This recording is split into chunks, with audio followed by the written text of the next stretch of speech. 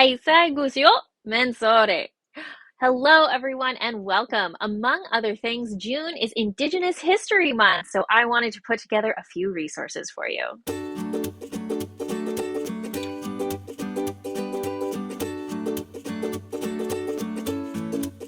Hey everyone, my name is Laura. You might have noticed I really like tarsiers, but I am also mixed Indigenous. I am a quarter Uchinanchu, the Indigenous peoples of Okinawa. And for that, I wanted to help share with you some resources to learn a little bit more about Indigenous peoples because June is indeed Indigenous History Month. You might have also noticed it is also Pride Month. D has a fantastic month-long challenge you should definitely check out. I will link them that video in the description box below. I am slightly less organized than D. It's fine. Regardless, I still have a bunch of resources I wanted to share with the stitching community. I know people are starting from different places in their knowledge here, so let's start a little basic just to make sure we're all on the same page. Who is Indigenous? What does that mean? So, Indigenous people refer to the original people of a certain location. So, it usually means there is continuity with pre colonial or pre settler times, linkage to distinct traditional cultures, and a specific connection to that land in particular. There are Indigenous people all over the world. Sometimes I run into people who have the idea that Indigenous only means Native American, but that can be much broader than that. There are people who are Indigenous to every continent on the world. For myself, I am mixed Indigenous Asian because I am Uchinanchu, people who come from the island of Okinawa specifically. So there is more than just Indigenous to Turtle Island or North America. And of course, that means that there's no one way to be Indigenous because there are so many different Indigenous people around the world. Looking at my little cheat sheet here, the UN says there's about 370 million Indigenous peoples across 70 different countries across the world. So it's a lot of different people, a lot of different identities. There are a few commonalities though, because Indigenous peoples have been consistently colonized. So there tends to be a lot of cultural erasure, genocide, lots of bad things like residential schools, genocide. Yeah, all of that. Um, There's most Indigenous languages are endangered. It's hard to access our culture. There tends to be a lot of stereotyping and now fetishism, which is a little bit odd considering our ancestors were like had a lot of genocide. The exact story is different for different Indigenous groups, but there does tend to be this common thread of understanding this fairly rampant oppression and erasure through different things. There's also uh, another thing we see is a very strong connection to specific locations or an understanding of the land. And that's one of the reasons why many environmentalists today are actually trying to form a lot of connections with Indigenous groups because many Indigenous people hold really important knowledge to help us combat some of the environmental degradation which is going on. Again, of course, there's no one way. I am just one perspective, but these are some of the things that you will see amongst different Indigenous peoples. One of the things I like to use with my students, kind of as a way to start this off, is to ask them, are humans special? Take a moment to think about that. Can you give me a reason why, yes, humans are special, or no, humans aren't special? Most people I encounter would answer that question with yes, humans are special. Look at all the things we do. We have clothes, we build fancy buildings, we make air conditioners, one of my favorite necessities. We cook food, we have language. Look at the really large societies we have, all the complex culture, social media, all of these as reasons that humans are special. However, I find that people who tend to say that yes, humans are special tend to separate us from the natural world. And that creates a lot of problems. And that goes into all of the problems we're facing today with environmental degradation, classism, inequality. And that tends to be a rather colonial perspective.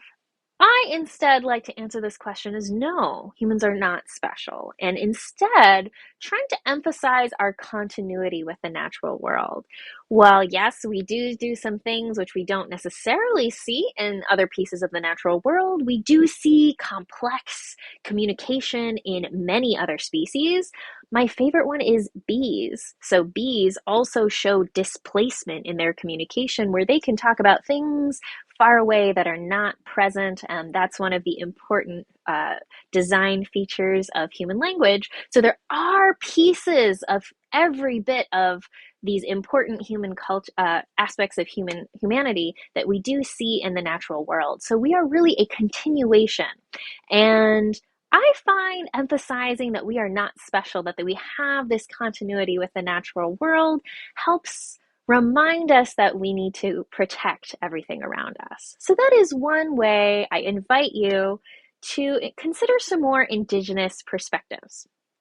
Um, and what I've done here is I've put together some starter resources on how to get a better idea of what are Indigenous peoples and how you can start to add some of these perspectives into your daily life.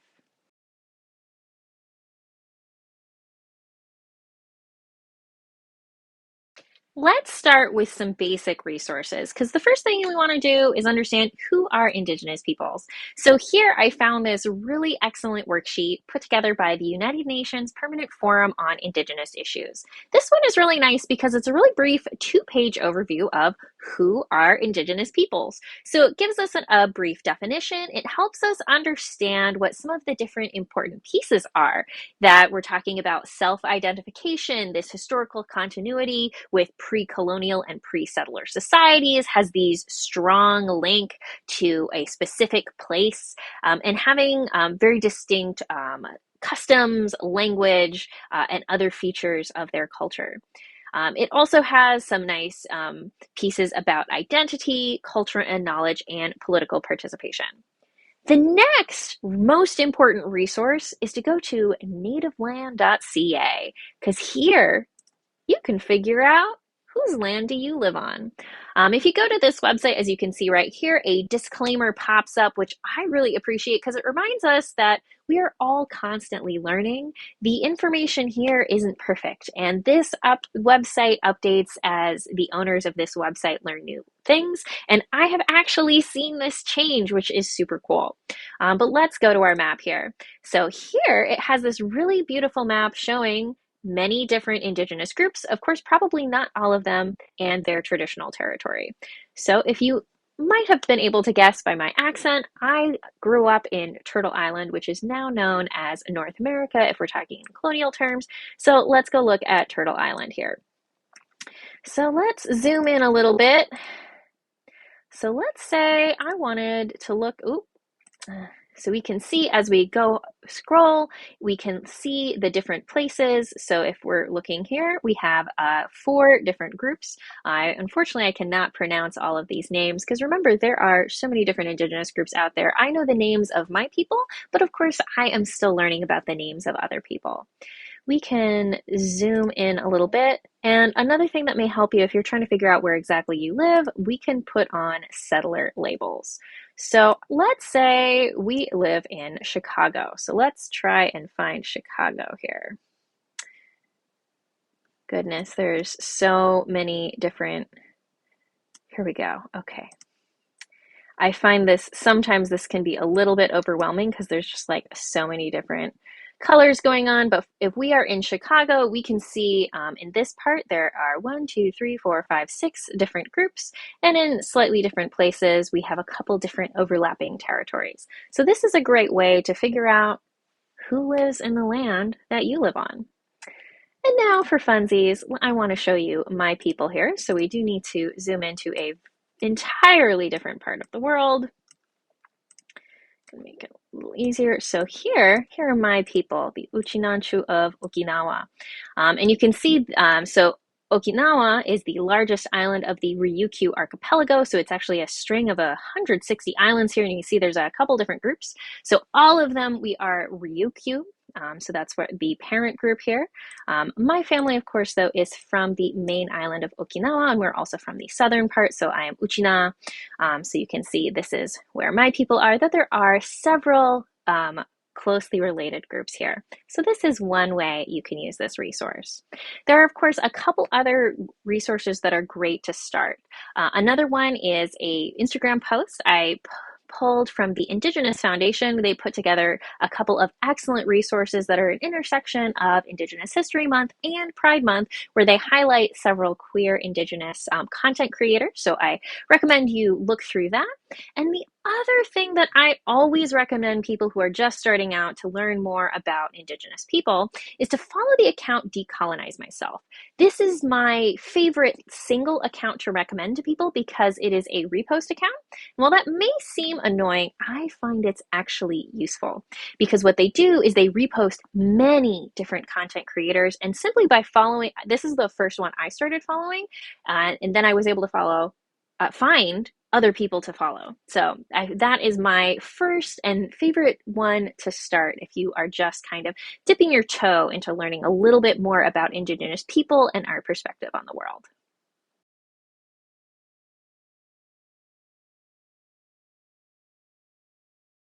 The next part is to understand and start crafting your own land acknowledgement, especially now that you know whose land you live on. You know it, right? You did the resource I just gave you? So, a land acknowledgement is a way to recognize and honor the people who have lived on the land that you are on right now. You might notice that I do not open my floss tubes with a land acknowledgement. There's a couple things going on here. So, first, I just don't like letting the internet at large knowing specifically where I live. So, that's why I just talk generally about Turtle Island here. And this is actually something I am still working on because I am mixed Indigenous, but I'm also living on someone else's land. So I've been trying to think meaningfully about, okay, how can I do something like this in an authentic manner? So what I've given you here is, for my favorite one is the resource on understanding the land acknowledgement. And the most important thing that I get from these speakers here is that you should only do a land acknowledgement if you can do one with true authenticity. I see a lot of land acknowledgements for, big official events, and it's good that they are doing that. But I also hear a lot of them that feel a little performative. So this is something where I am giving you these resources. Please listen to them and listen to them meaningfully. So I've given you 2 resources on how to understand what they're about, and then one that is an example. But please make sure you really take some time to digest this information before you do your own land acknowledgement. And this is one of the reasons why I do not yet do these in my own floss tubes, because I'm waiting to make sure I can really do it with authenticity. Because if it's not meaningful, then don't. My favorite excerpt is from the first resource here, where one of the speakers mentions that you should say a land acknowledgement with the same meaning behind I love you. So you're only going to say that to someone that you truly mean it. So wait until you have that level of sincerity before you go about these. And learn with me on this one.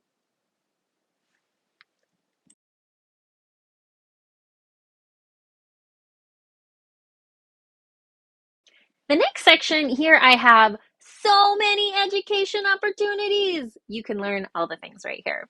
So I have started following a lot of Indigenous activists and educators, specifically on Instagram.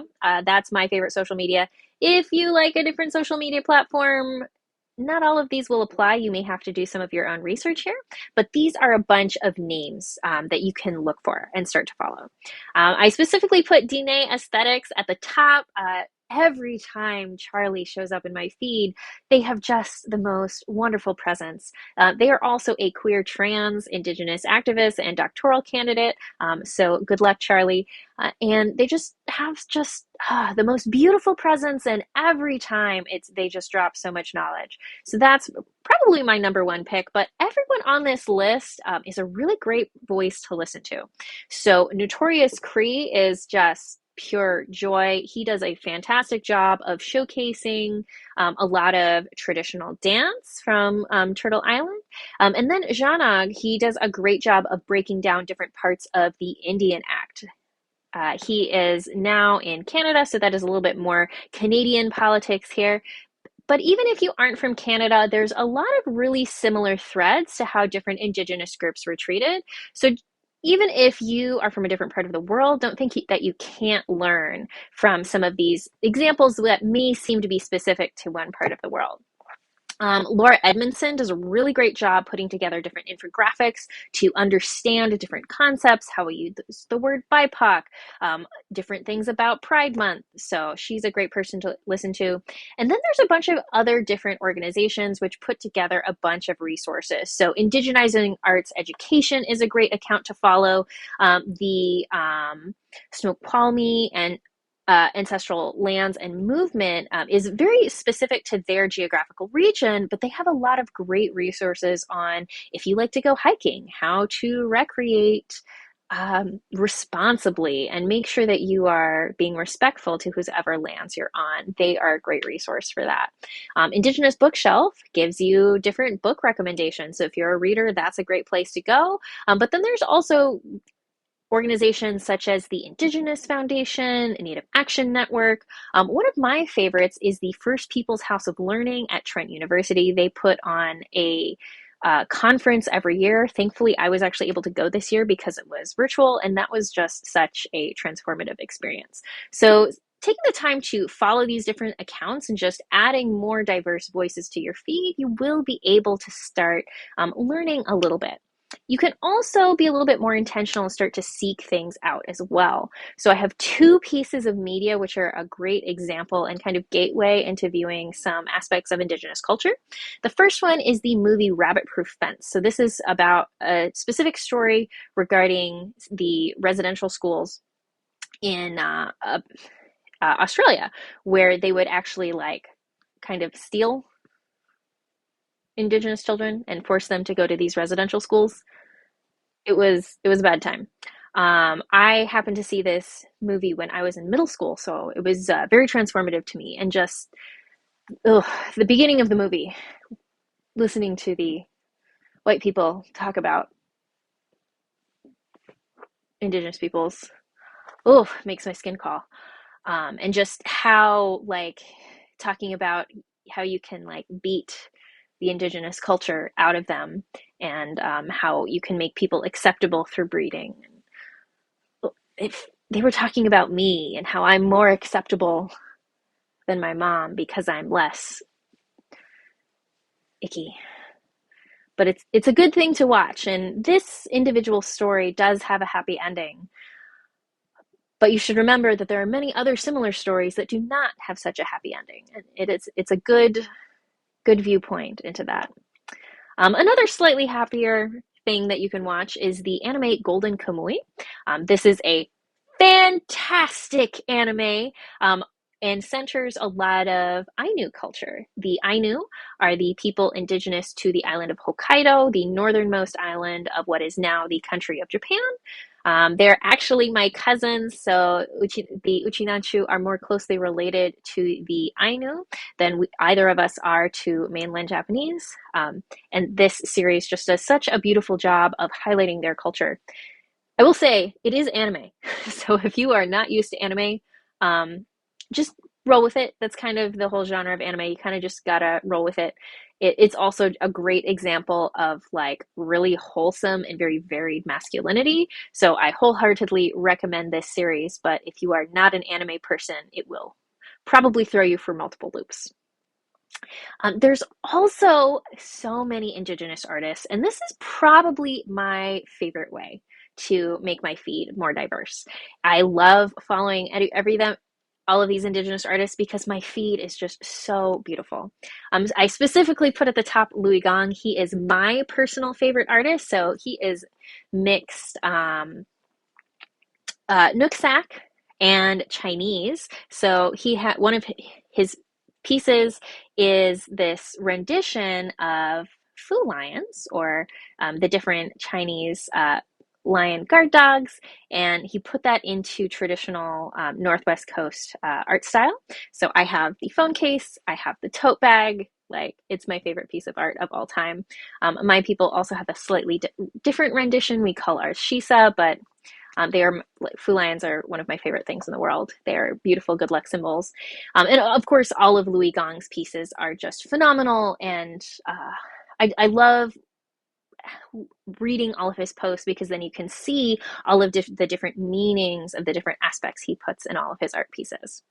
Lisa Risa, she is Uchinanchu like me. She's a graphic artist. She has many wonderful things. She also has a Patreon, and you can buy washi tape and prints and notebooks, all sorts of wonderful things. I've also started following a bunch of bead workers. So on this list, I have some beadwork. I have some people who work with quills. I have some printmakers. I have a painter. I also have a Palestinian Tetris artist on here. Actually, two of them, because remember, Indigenous peoples are the original people around the world. So Palestinians are indigenous to Palestine.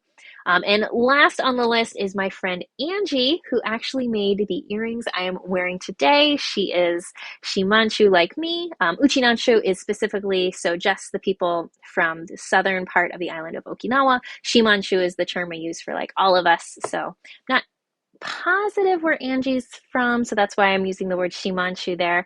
But I love all of her earrings. Unfortunately, she's been on vacation, so her Etsy shop is currently closed. You can't buy her earrings at the moment, but hopefully once she comes back, you'll be able to buy beautiful earrings like these again.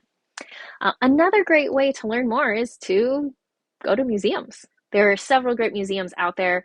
Right now, I've only chosen two to share with you just because if I listed all of the resources, like we would be here all day. So the two I've chosen is first the Ayala Museum. So they're a Philippine museum, and their social media team, like, oh my God, they are amazing. They have like 20,000 followers. Like, their social media team really knows what they're doing, but they do an excellent job of showcasing a lot of the traditional and indigenous cultures of the Philippines. And the other one is, of course, the Museum of the Palestinian People. So learn a little bit more about Palestine, and really any museum that focuses on specific cultures. Well, not anyone. Definitely do your research. But these are two ones to start off with.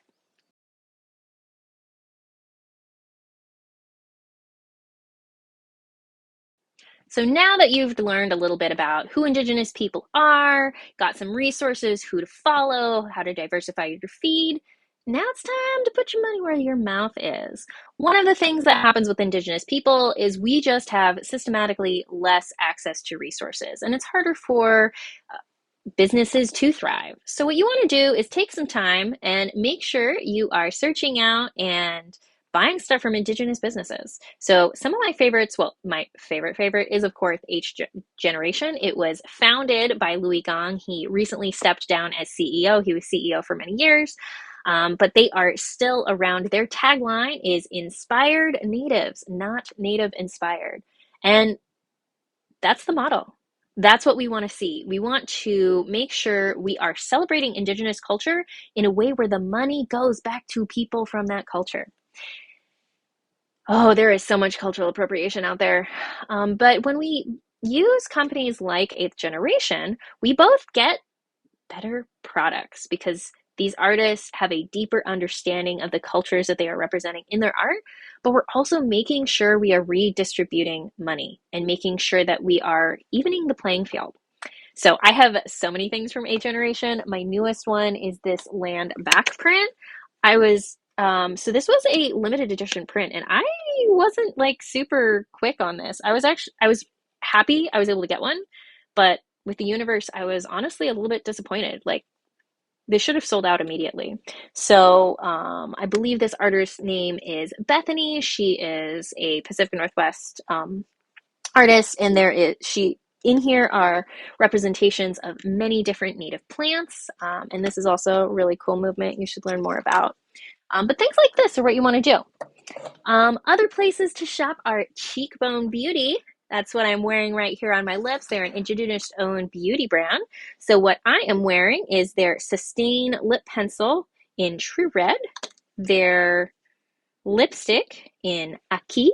All of their lipsticks, they're named for using the word for land in different Indigenous languages. And then on top is their lip gloss in Fire.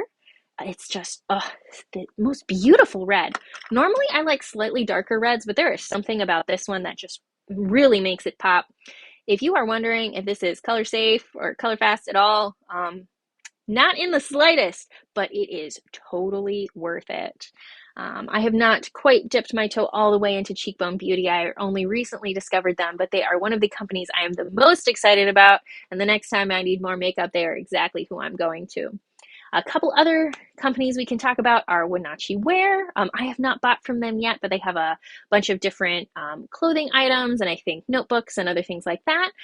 Manitoba Mucklucks. So if you like moccasins or really warm winter boots, I went to college where the air is soup, and then I moved back north.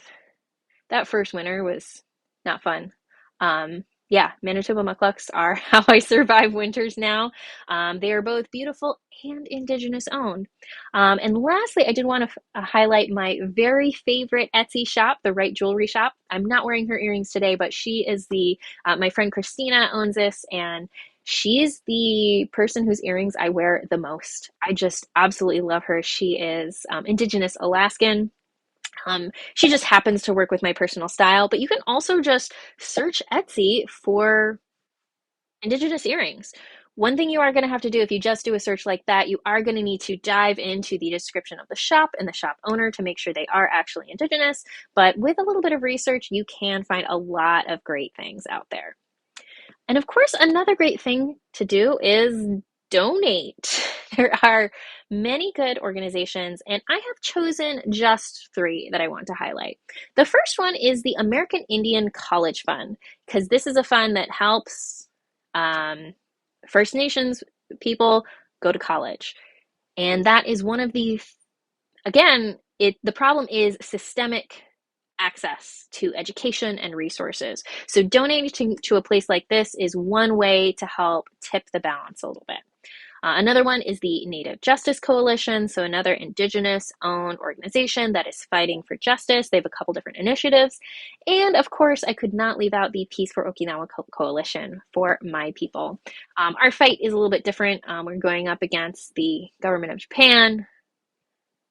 Yeah, you can read about it, but another thing I encourage you to do if you do want to give money, which would be excellent, do some research. Who are the organizations in your area? Because local donations and local action are the way to make the biggest impact. So that's another reason why I was hesitant to just give you all the ideas for donation, because what you'll want to do is figure out who are the people who are Indigenous to your area and give back to them.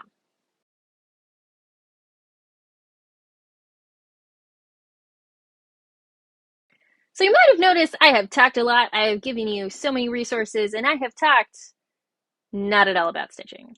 Why is that? Well, it's because there aren't really many good examples of responsible patterns around Indigenous cultures out there in the cross-stitch community. One thing I've noticed is there is an annual fundraiser to support the missing and murdered Indigenous women, girls, and Two-Spirit people, which is excellent. But it does kind of seem to stop there. And as an Indigenous person, I do find it a little weird that people have their own thing and don't seem to engage with the broader Indigenous community. So the event that the Indigenous community puts on is May 5th, is Red Dress Day. So that is the awareness day around missing and murdered Indigenous women, girls, and Two-Spirit peoples.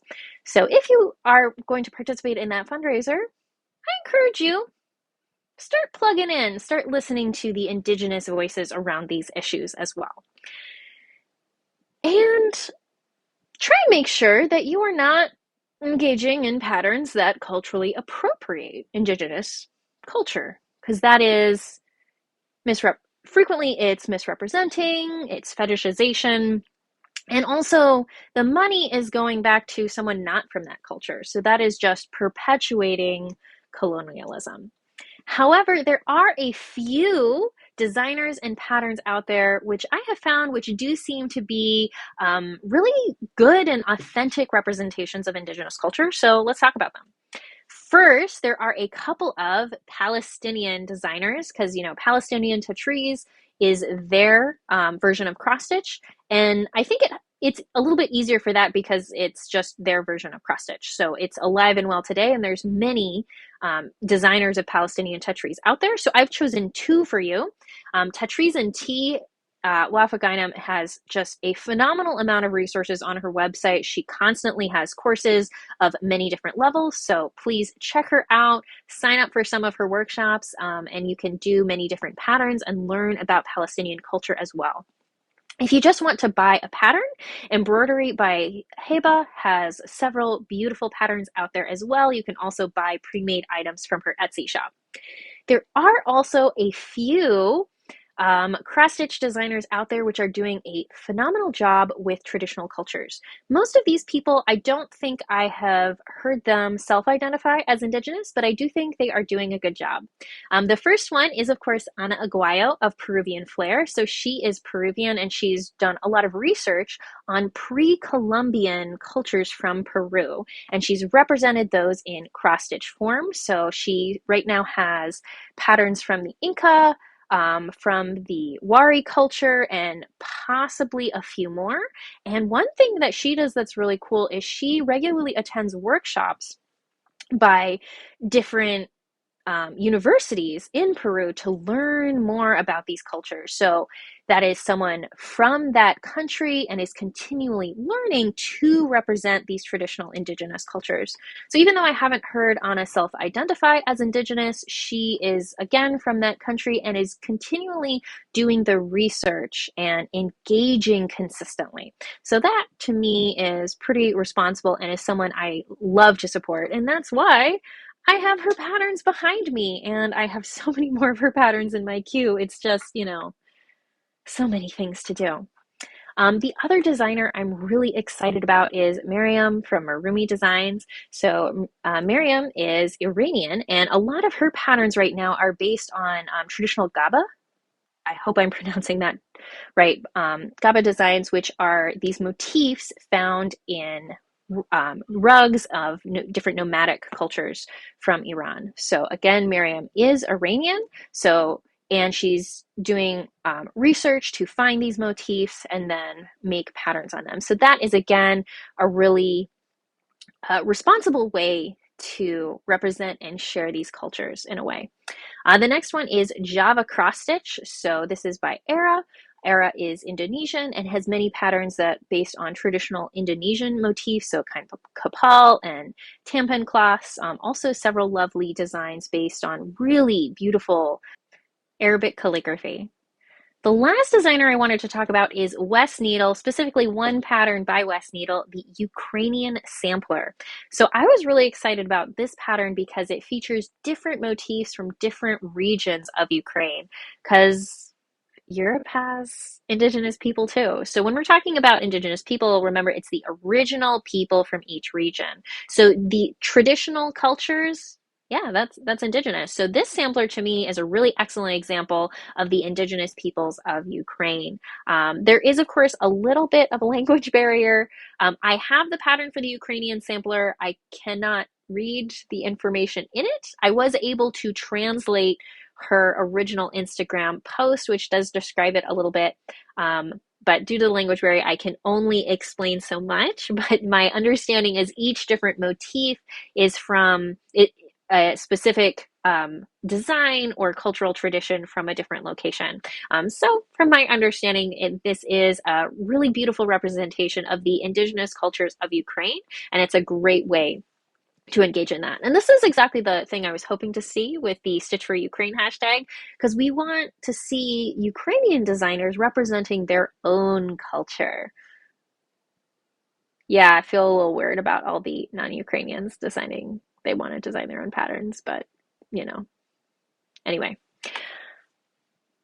so circling back, the reason why I don't really have a stitch challenge here is because we really need to do really basic research first.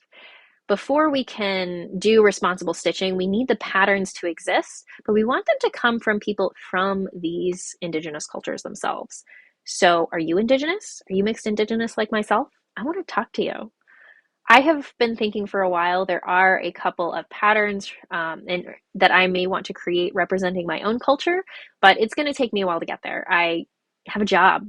Cross stitch is my hobby. I don't want this. I don't want to be a designer. I just want to enjoy this, but unfortunately, there are no patterns that represent my culture. So I am going to have to do this myself. If you are Indigenous or you think you might be Indigenous because you have a connection to these traditional cultures, I would love to chat with you. It's definitely taken me some time to get to this understanding with my own identity because, my face looks like this. I am mixed. People look at me and have a lot of assumptions, and that is a whole thing. Of course, if you have listened this far, thank you. Like, this is a long one. There's a lot of information here. It's kind of dense. It's probably the least exciting video I've put together. So if you've made it this far, I wanted to give you a treat and share a little bit more about myself with you and my own identity. So again, I am Uchinanchu, or the indigenous people of Okinawa. Specifically, my family is from the southern region of Okinawa, the town of Haibaru. According to family legend, if our family tree is correct, we can trace our ancestry all the way back to Shoen, who founded the second Sho dynasty of the Ryukyu kingdom. He actually overthrew the previous dynasty, which I think is hilarious. He was sometimes referred to as Shoen the Pretender. So, get it, ancestor man. Though eventually my family was no longer the first son. So then we were a branch family. But yeah, so if you want to learn more about my people, so if you are like my personal friend, or if you want to be my personal friend, the place to start is this excellent resource called A Brief History of the Uchinanchu. So this was written by another American, so it also covers a little bit about how Uchinanchu people were treated in America, so that's a really great way to understand. The next thing to do is go over to Rob Kajiwara's YouTube channel, where he has excellent informational videos. His stuff is heavy. Rob has good stuff, but it is about the trauma of my people, and there is a lot. The history is not pleasant.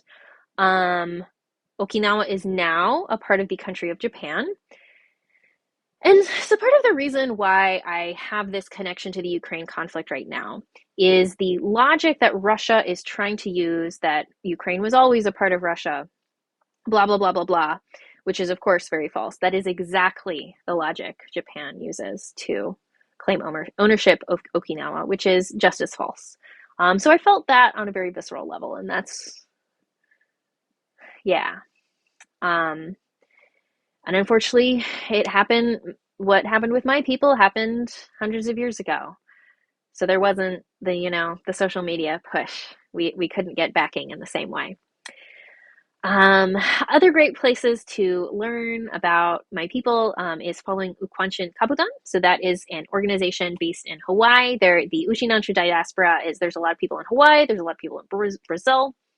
And they have just wonderful cultural events, but they also have an annual identity summit, which I really enjoy going to every year.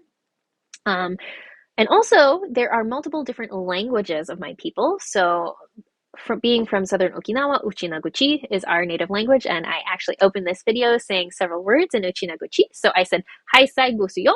Haisai is hello, gusuyo literally translates to audience, but in that context, I was saying hello, everyone, and mensore is welcome. I only know a few words, but I do try to learn a few more here and there. All of the languages, there are about 6, if I remember correctly, are critically endangered. So a thing that happens to indigenous languages. Another kind of weird political thing is if you ask Japanese linguists, they say they are just dialects of Japanese. If you ask literally any other linguist, they are full languages. It's an interesting thing in linguistics, like what's the difference between a language and a dialect? Frequently it's politics. It's a whole thing. But and happier note, you can go to the YouTube channel Let's Sing Uchinaguchi, and Brandon Ing has put together several wonderful songs that help teach you how to say phrases in Uchinaguchi. So that's how I've learned a few of them. Though, of course, I also just go to different cultural events, so I hear these greetings fairly frequently. And for the most wholesome uh, Uchinanchu cultural content, you definitely need to follow Okinawan Festival. The Okinawan Festival is the first weekend in September every year in Hawaii. They do such an amazing job.